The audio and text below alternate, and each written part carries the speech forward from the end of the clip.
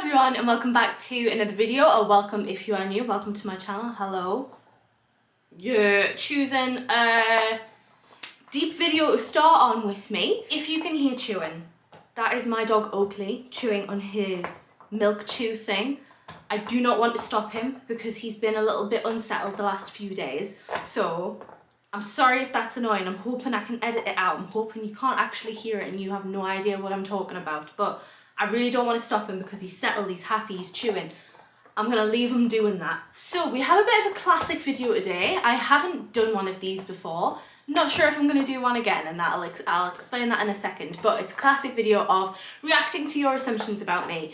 I've seen loads of these posted. It's kind of like one that went popular a few years back, but I'm delayed. I didn't do these types of videos, so I'm doing it now, and I'm hoping everybody's going to enjoy it, including myself, but I'm not so sure. I posted a link on my YouTube community page, and I also posted it on Instagram, and I used the NGL app, which is where you can do it anonymously. I'm not sure if I did this correctly, but I did look at them. I know it's meant to be like a reacting video, but I wanted to be a bit prepared. I wanted to put them in a good order. They're all pretty, juicy? I don't know. They're all, you might see what I mean. But I'm going to start, I'm not going to do it in the order that they came. I have looked at all of them, and we're going to chat through the answers together. And I'm going to start with the most tame one. There aren't a lot of tame ones, I'm not going to lie. So let's see, what should I start with? Okay, so first assumption, the tamest one I think, is you don't want kids. I'm going to try and keep this short because I feel like a lot of these I could talk for a long time on, and I have, if you are new, I have a tendency to do long videos and I don't want to make his big here for ages. So, Oakley's put his dentist stick on my tripod. You get it. So, I feel like this is a complicated one. I am, to put it short, on the fence for so many reasons, So obviously this is a two-way conversation with the partner that I'm with, and Jack, who is my partner, who I've been with for 12 years, so we were actually opposite sides. So I didn't want kids, he did want kids. Well, I wasn't sure, I was more leaning towards didn't want kids, and then we had conversations about it and stuff, and now he doesn't want kids and I'm still on the fence. I'm leaning towards no, just for all of the reasons that is very, very popular at the minute, where I don't feel like children can consent being in this type of world that we are in. The world's a shit show.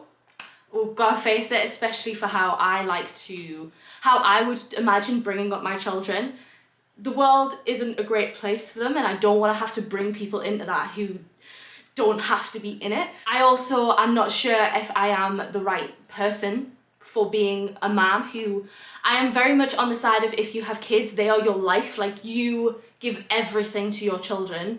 Obviously you've got to preserve your mental health and things like that. Of course, that's not what I'm saying, but I mean, like, they come first in every situation. I'm not sure if I'm willing to do that. I think it would have to be one of those situations where if it's not a F yes, it's an F no, and currently it's an F no. Like, it's not an F yes, so it's an F no. Like, I'm not going into parenthood not being 100% sure on that's what I want, especially when my partner doesn't want kids. Getting Oakley helped me be on the fence more of no, because having a dog has been a huge eye-opening for how much responsibility they are, never mind a child, and that child, you are responsible for their development.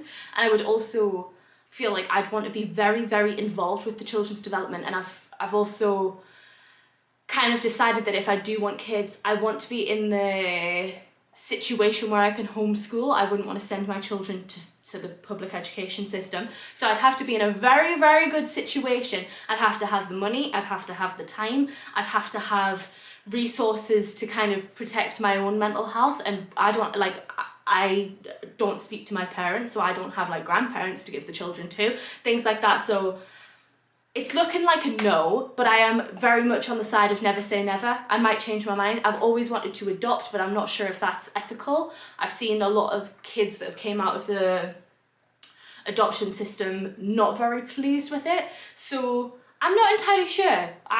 I'm very much on the it's your choice type of thing, but I'm definitely I don't want them now. I think if I do change my mind, I'm gonna be like late 30s if I do have them, and even then that's a discussion to have. I don't think I want to have my own children is all I would say. Like the idea of pregnancy really, really freaks me out. It always has. Ever since I was young, I was like, pregnancy is disgusting. And I get, my parents used to like tell me off, being like, no, it's beautiful, it's natural. And I'd be like, that looks vile. And I've always been on the side of, I'm not, like, I don't understand the people who are like, I'm always like, they were always like, I'm gonna have kids, I'm gonna have kids, I'm gonna have kids. And I was always like, what am I missing? And I think it's just, I've never assumed that that's the way my life's gonna go. There's also the fact that I am autistic. Autism is genetic, so my children have a high chance of having autism, and that's a discussion I have to have in my own head if I do have my own children. If I don't have my own children, there's still the issue of me being disabled, so Jack would probably have to do a lot of stuff. We'd probably have to get external help. So there's a lot of different factors in this conversation, but I do love kids. Like, I love babies. I love being able to help. My psychology degree was all tailored toward children development, and transition to parenthood was one of the units that I did. Like, I love looking at the psychology of parents and transitioning into parents and then children development. I love it.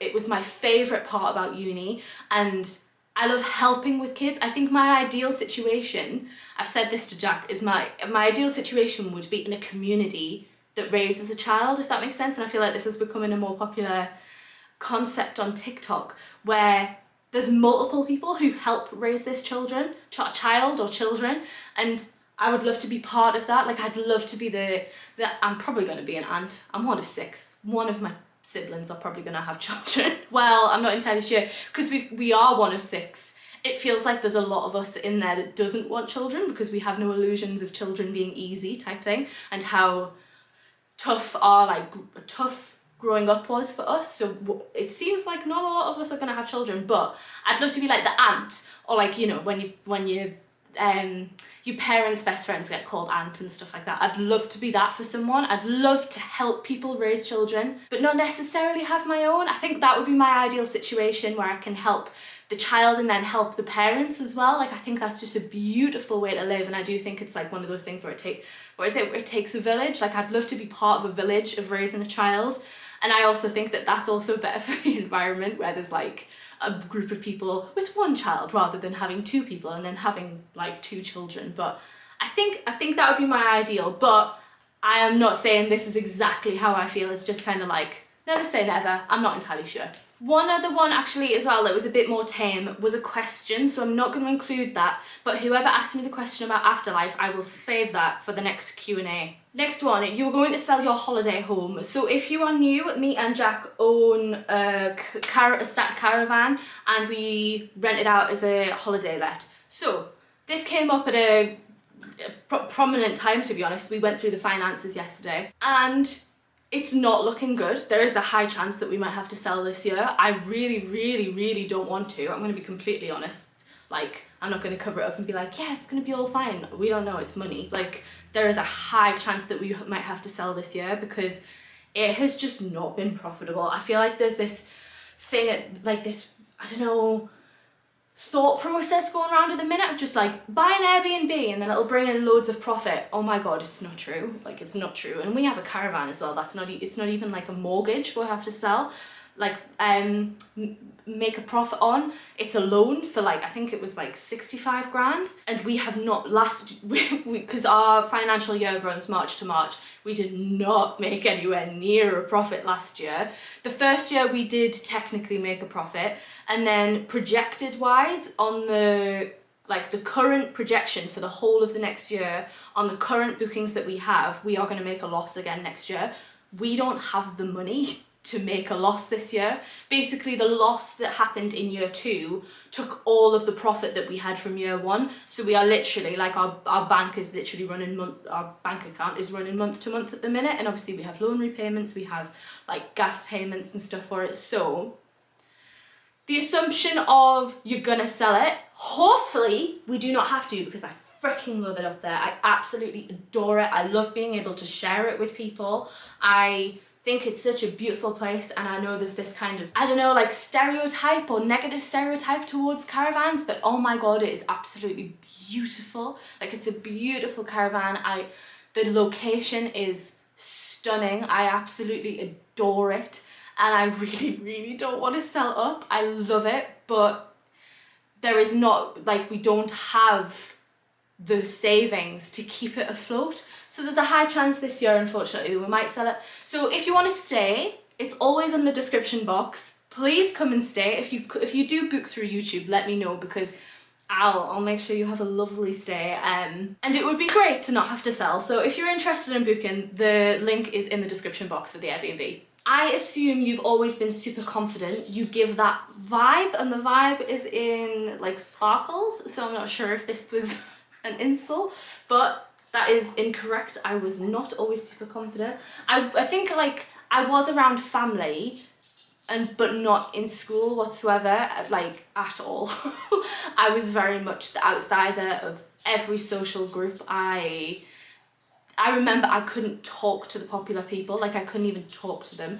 I remember I took BTEC drama for one of my GCSEs, and I remember we did, like I always got the feedback of you need to have more confidence, you need to have more confidence, and I never got top grades because I didn't have the confidence. And in one of our sketches I played Hermione, and obviously Hermione Granger is a very, very confident person, and I changed the character to be a shy Hermione, which didn't make any sense just because I didn't want to play a confident character. I was not confident whatsoever. When me and Jack first got together, I always think about it in that timeline, because obviously you're in a relationship, you're thinking about things. I couldn't even look at myself in the mirror because I was so like, no. I didn't speak up for myself. I remember I had a best friend called Ellie growing up, and she was so confident. She always had confidence. She was incredible. And I remember not even being confident with her. Like, she was my best friend, and I didn't even have the confidence to just be myself in front of her and like sing and dance and make a fool of myself type thing. Like, I didn't even have that.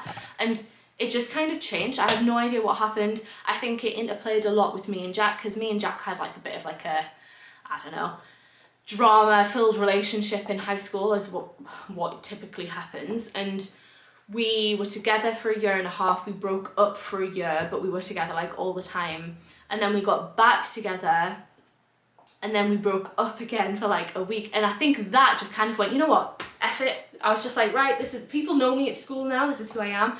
I also think switching friendship groups in high school helped me a lot. And the friendships that I had in middle school and the beginning of high school, like, they kind of not took advantage of me, that's probably too strong of a word, but it was more of a like, I don't know, I was the quiet one, and I got bullied by them a little bit, that type of thing. And then I met my best friend George in high school, and they were just, I don't know, they just filled me with confidence. I felt like I could be myself around them, and that friendship group that they were a part of, they were all kind of like I don't want to call them outcasts in case any of them are watching. I'm not saying you were an outcast, but we were like, the group was known as the weirdos. Like, the school collectively called us the weirdos, and I don't know, I that helped, like, not giving a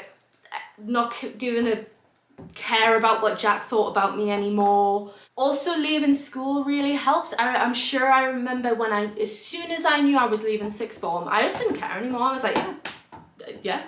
My mama, she thinks that my apprenticeship in the law firm that I worked in really helped with my confidence. But I think the biggest thing that made me as confident as I am now was PTing, because obviously you're in a situation where you have to be confident, you have to be on charge and stuff. Even then I wasn't confident though. The people that I worked with treated me like crap, and they did not help. But teaching classes, you have to be confident, like, you have to be confident. And I remember not thinking about that going into PT. I went into PT to PT, but when you work at commercial gyms and stuff, you have to teach classes, and I was literally like, I don't know how I'm going to do this.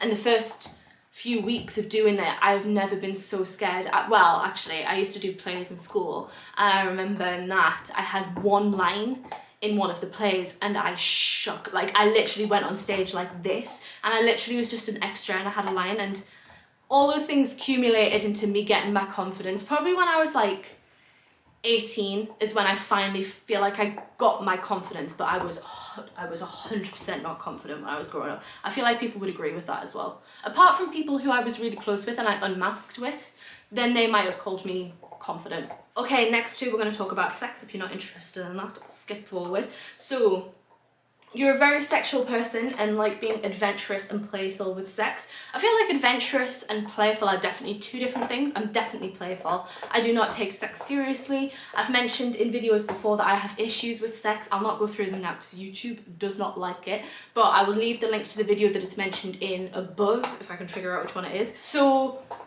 sex has to be playful with me. I have to not take it too seriously because it makes those issues worse.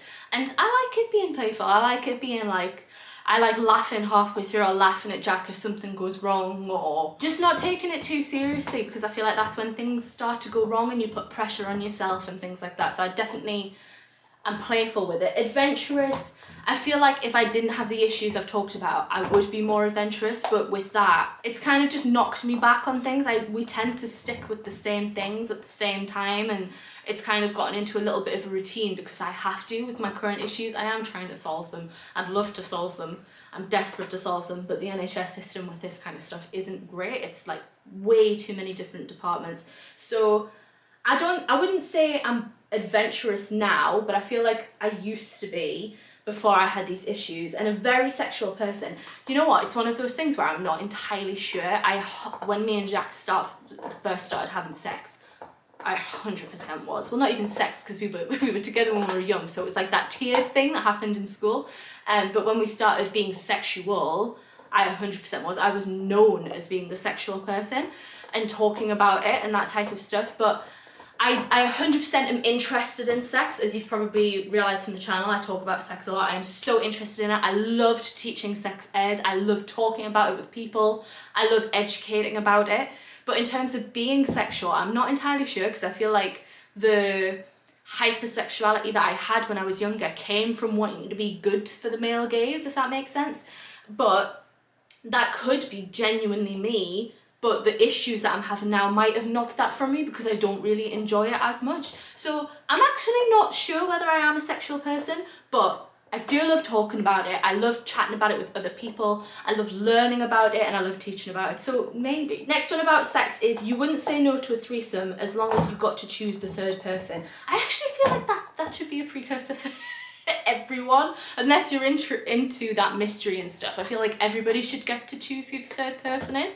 Obviously, I am with Jack, and Jack identifies as being straight, so we'd have to make sure that it's a person that aligns with what he feels his sexuality is, whereas I'm pansexual, so I literally couldn't care less. So I feel like Jack would definitely be more in like charge of picking the person. Threesomes and stuff like that and non-monogamy are a weird one for me and Jack, because me and Jack have been together for so long of like our life. Like, I was 14 when me and Jack got together, so we've only ever been with each other. So I think having a threesome or being with somebody else definitely would be a bit of a bigger conversation, because it would literally be like, this is the only other person we've ever had sex with. So it's a big conversation. It's also a conversation around monogamy and things like that, and whether we're interested in it. Jack definitely feels like he is monogamous.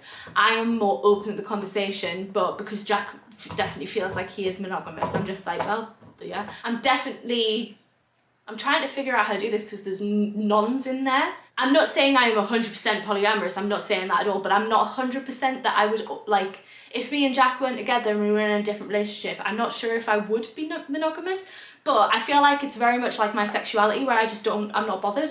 I love the idea of it. I have a friendship. I have friends who are non-monogamous and are in a throuple, they call it a polycule, and I love it for them. I think it's a brilliant concept. I think it's, like, I don't know, it just makes sense. But I also love being with just Jack. I'm not saying Jack's not good enough, just him. I'm very, very happy being just monogamous with him. But it's a whole other conversation, and I feel like threesomes sometimes are just like, well, anybody can have a threesome. It's like, well, no, it is a form of non-monogamy, so you've got to be happy that you are non-monogamous, and you've all got to be on the same page. Like, you've all got to be on the same page, and because Jack says that he thinks he definitely is monogamous, then that's it for the end of the conversation, if that makes sense. I feel like we are both like never say never type people, like with the children thing, but currently I don't think I would have a threesome. But if I did have a threesome, yeah, I'd definitely want to say in choosing the third person. Okay, well, speaking of Jack, one of them was, you and Jack probably won't be together within 5 years. I have no idea what to say to that. Like, I don't know what you expect me to say of that, because that is, like, that's not really an assumption about me. Like, I don't know, I'm not going to break up with Jack. I'm pretty confident he's not going to break up with me. So I can't comment as to whether we will be together within the next 5 years. I'm pretty confident we will be, and it makes me sad that someone would assume that. I don't know why, because I feel like Jack's always on the channel, and like I feel like we portray our relationship quite like well on the channel, where if he doesn't want to be involved, he isn't involved.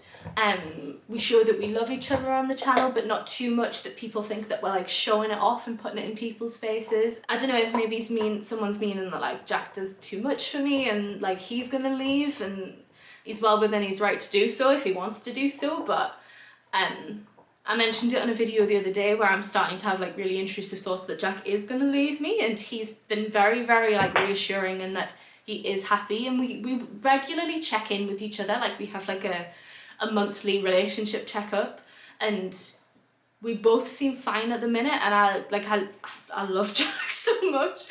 Like I just said with the monogamous thing, I'm 100% happy with the relationship that me and Jack have, and I'm not gonna break up with him. So I'm not sure why someone's assumed that we're not going to be together. We've been together 12 years. I feel like if there was going to be a big problem, we would have came across it. Not to say that problems don't pop up all the time. I understand that long-term relationships end, but I hope not. I hope we're together forever. So next one, you used to care about how you looked, now you've let yourself go. Again, I don't know what I'm really meant to say to that. Okay, yeah. If I feel like I've let myself go, I don't know. I feel like there's a few different aspects to this in terms of what I show online, and if I'm going off what I show online on like in my Instagram, maybe it's coming from a weight perspective, because I used to post about my body a lot and I don't anymore, so maybe they mean that.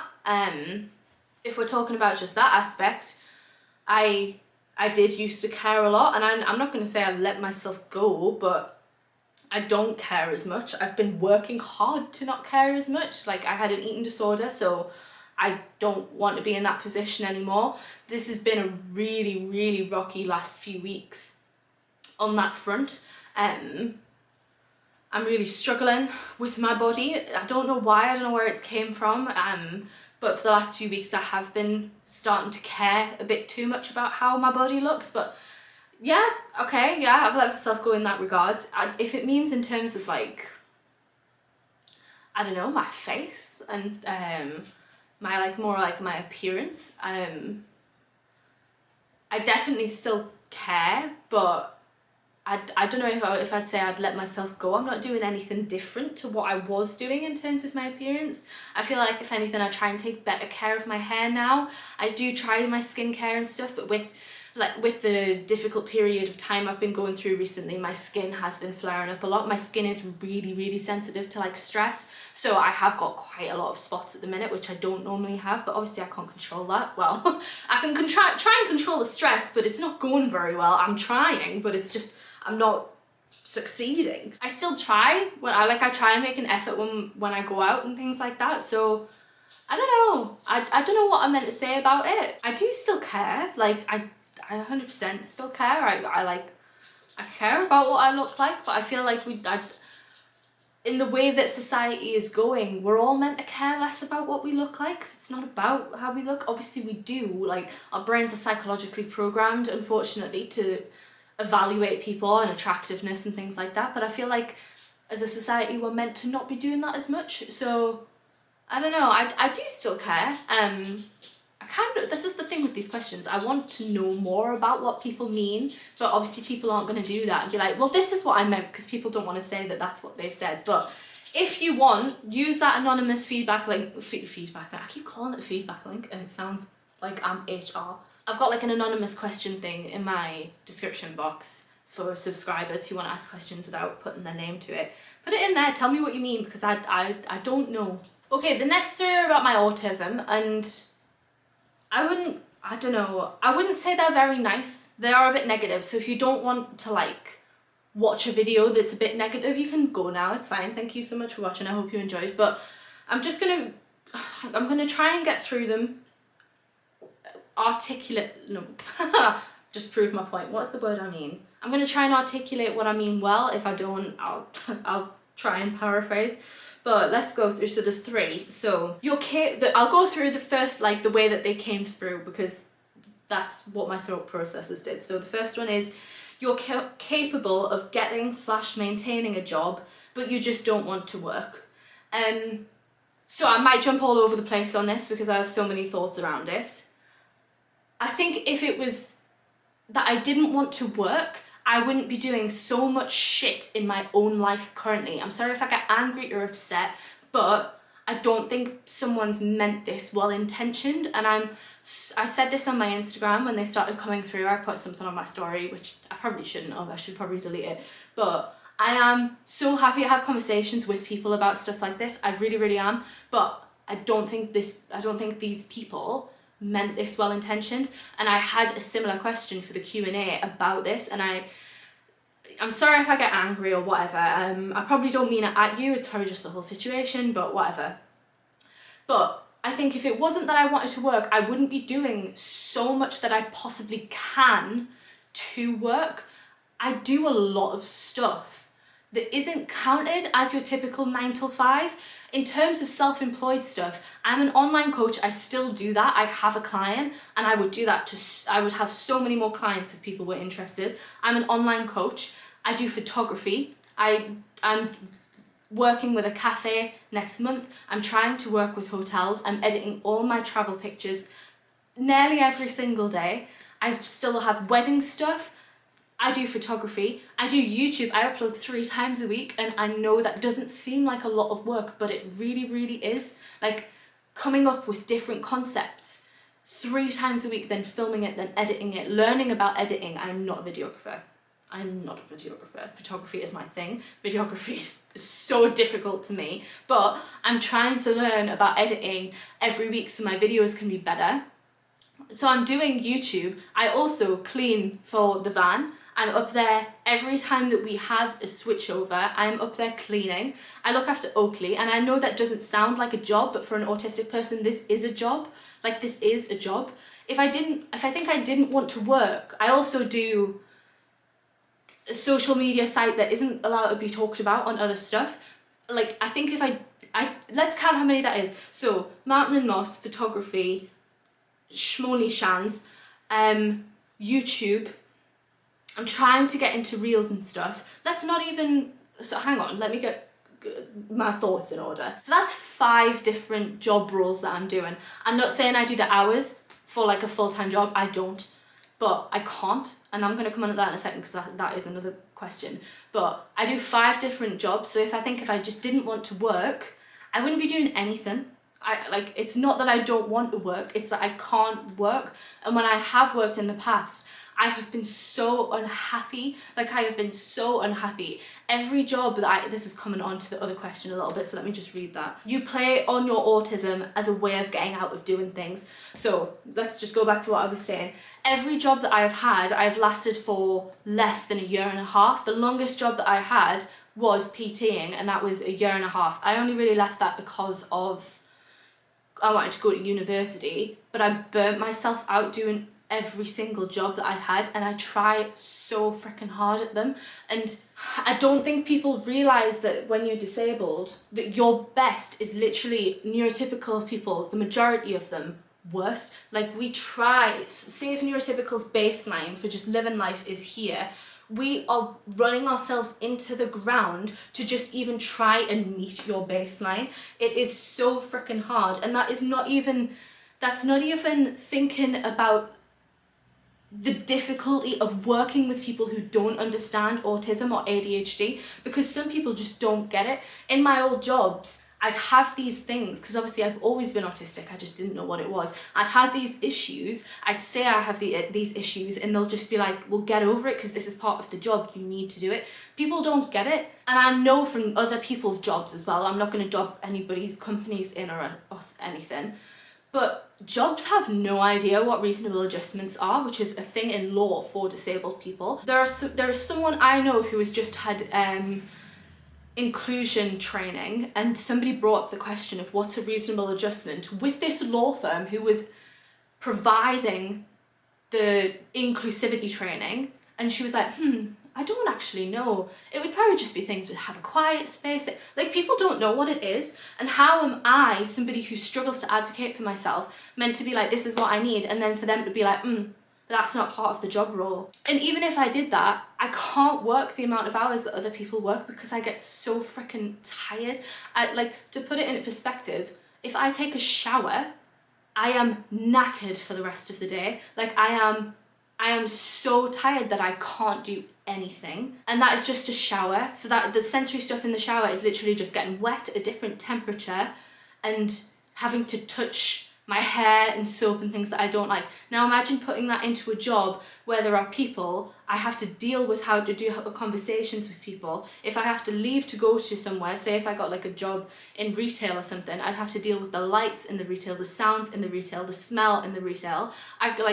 There are so many things that would affect me that people just don't understand, and they don't want to understand, because I've talked about this. I have a full YouTube video talking about working as an autistic person, and how we need to give autistic people and neurodivergent people, disabled people, breaks on working, because we are running ourselves into the ground just to work. And that job is literally just to get money to survive, because if we work, the days off that are meant to be for socialising and doing things that you want to do are literally just to get you back up to a level where you can deal with the job again.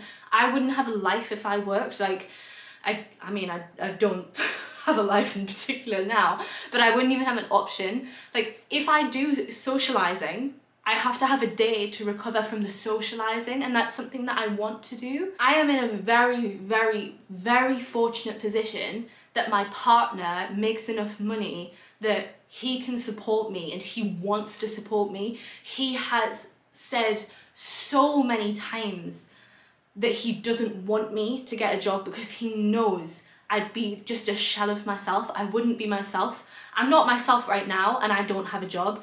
I can't imagine having to go to a workplace or having to do work that I literally don't have any support on, or don't have a say in doing it a certain way, or having deadlines and things.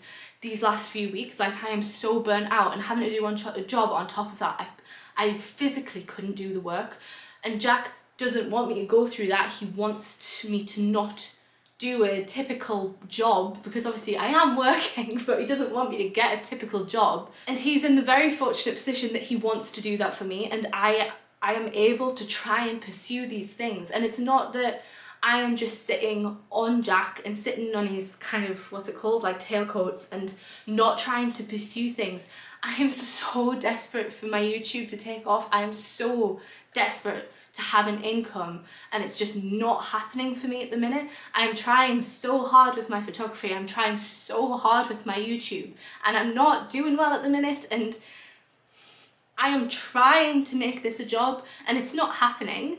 And someone saying to me that you don't want to work, just freaking kick in the face, because I am trying so hard to make this and big enough that somebody goes, that's her job, because no one in my life apart from Jack sees it as a job. I get so much crap for it anyway.